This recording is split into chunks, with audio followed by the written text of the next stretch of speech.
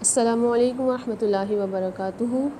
آج کا جو سوال ہے، اکثر لوگ حج و عمرے پر جانے والوں کو کہتے ہیں کہ مدینے والوں کو ہمارا سلام پیش کرنا، یعنی نبی صلی اللہ علیہ وسلم اور انبیاء کو کیا اس طرح سلام کہلوانا درست ہے؟ رب اشرح لی صدری ویسر لی امری واحلل عقدۃ من لسانی یفقہوا قولی رب زدنی علما اللہم فقہنا فی الدین آمین۔ تو دیکھیں، یہ عمل بدعت ہے، کیونکہ کتاب و سنت سے اس کی کوئی دلیل نہیں ملتی ہے۔ صحیح حدیث سے ثابت ہے کہ نبی کریم صلی اللہ علیہ وسلم پر کہیں سے بھی درود و سلام پڑھا جائے تو آپ تک پہنچایا جاتا ہے۔ جب نبی صلی اللہ علیہ وسلم پر کہیں سے بھی ہم درود و سلام پڑھ سکتے ہیں تو پھر آپ تک پہنچانے کا سوال نہیں پیدا ہوتا ہے، بلکہ آپ صلی اللہ علیہ وسلم تک درود پہنچانے کے لیے فرشتے مقرر ہیں۔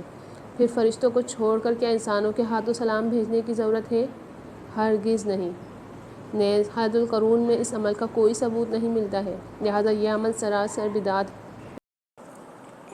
ایک بات لوگوں میں بہت زیادہ مشہور ہے کہ جسے دعائے قنوت نہیں آتی اس کا نکاح نہیں ہوتا۔ جس شخص کو دعائے قنوت زبانی یاد نہیں تو وہ چاہے مرد ہو یا عورت، اس شخص کا نکاح نہیں ہوتا، یعنی باطل ہوتا ہے۔ جس کو دعائے قنوت یاد نہیں وہ شخص کسی کا نکاح پڑھانے کا مجاز نہیں، یعنی اس کا پڑھایا گیا نکاح بھی قابل قبول نہیں اور نکاح منعقد نہیں ہوگا۔ یہ ایک غلط سوچ ہے۔ اس کی اصل یہ ہے کہ برصغیر کے دیہاتوں میں رہنے والے کچھ مسلمانوں کا یہ طریقہ تھا کہ نکاح کے لیے کچھ شرائط رکھتے، جو کہ آج بھی رکھی جاتی ہیں، مگر ان کی شرائط کچھ یوں ہوتی تھیں کہ 6 کلمے زبانی یاد ہوں، 1 سپارہ حفظ کیا ہوا ہو، دعائے قنوت لازمی یاد ہو، تہجد پڑھتا ہو، ناظرہ قرآن کم از کم 3 مرتبہ ختم کیا ہو، اور وغیرہ وغیرہ۔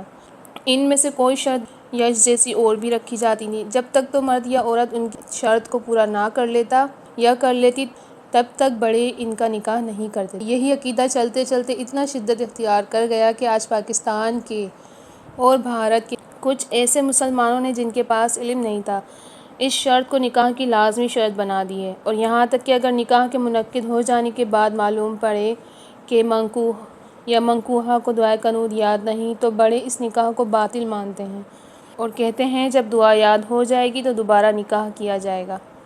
اس غلط سوچ کی عکاسی شاید ہندوؤں کا عقیدہ بھی کرتا ہے، جس کے مطابق ایک پنڈت جی کے علاوہ کوئی نکاح پڑھانے کا مجاز نہیں اور نہ ہی اس کا پڑھایا نکاح قابل قبول ہے۔ تو دیکھیں، دعائے قنوت کا نکاح کے پڑھانے یا منعقد ہونے سے کچھ تعلق نہیں ہے، یہ غلط ہے اور جو کہ قابل ترک ہے۔ دعائے قنوت آنی چاہیے کیونکہ وتر میں پڑھنی ہوتی ہے، مگر نہ آنا اور اس کو بنیاد بنا کر نکاح روکنا یا باطل قرار دینا سراسر غلط ہے اور دین اسلام کے مزاج کی خلاف ورزی ہے۔